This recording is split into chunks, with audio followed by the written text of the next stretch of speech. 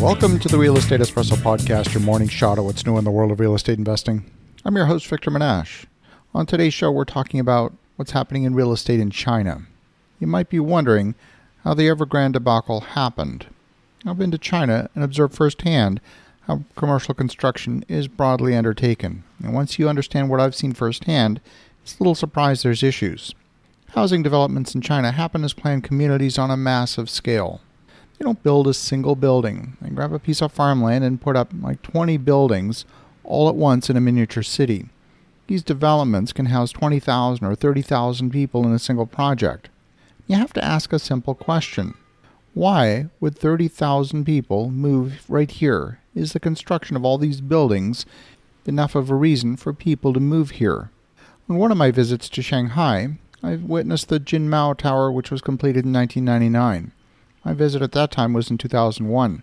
At the time, the building was fully completed and completely empty for more than a year. It had been built on spec that somehow the demand would materialize. This 88-story building was completely empty for more than a year. In addition, there were over 40 buildings above 40 stories in height under construction in Shanghai at the same time. The amount of square footage represented by this construction is hard to fathom. Shanghai, of course, has continued to attract population, and that space is now fully occupied, but it's indicative of the mindset across the nation. Now, in the U.S. and Canada, we don't generally build large projects without demonstrable demand. And I'm not here to say that we do it particularly better. There's no one right or wrong method, and the U.S. has had more than its share of financial screw-ups. Whether you think about the S&L crisis back in the 1990s and then the subprime market debt crisis in 2008. In both cases, the lenders overextended themselves compared with the equity in the lending institutions. But when undertaking new construction, the exit is of paramount importance. Assumptions are made about the time between completion of construction and final occupancy.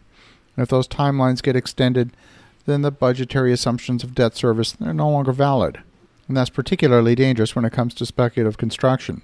The leadership team at Evergrande built millions of square feet of new construction in smaller towns, where the demand failed to materialize. The business case appears to be based on a general assumption that migration from the rural farms into industrial cities will continue. And when that migration has continued to occur, it hasn't necessarily been in the locations where Evergrande built their residential buildings. Speculative construction is incredibly dangerous. Even in markets with demand in excess of supply, builders here in North America are usually pretty careful not to get ahead of the demand curve. And if the builders themselves don't have that discipline, the lenders who are funding the construction will usually impose it. Construction lenders are a pretty conservative bunch here, and they don't want to be left with a partially finished building. We need to put in perspective how much speculative construction was underway in China. About 21% of the homes in urban China were already vacant back in 2017. That equated to 65 million empty units, and that's according to data from China Household Finance. Now, I might not be a real estate genius, but it's plain to see that the practice of speculative construction ahead of demand can only have one or two possible outcomes. Number one, the central government was sponsoring it and therefore didn't matter, or number two, it was going to end in disaster. There's not much middle ground. So this story, while it's been making headlines about Evergrande, it's not about Evergrande.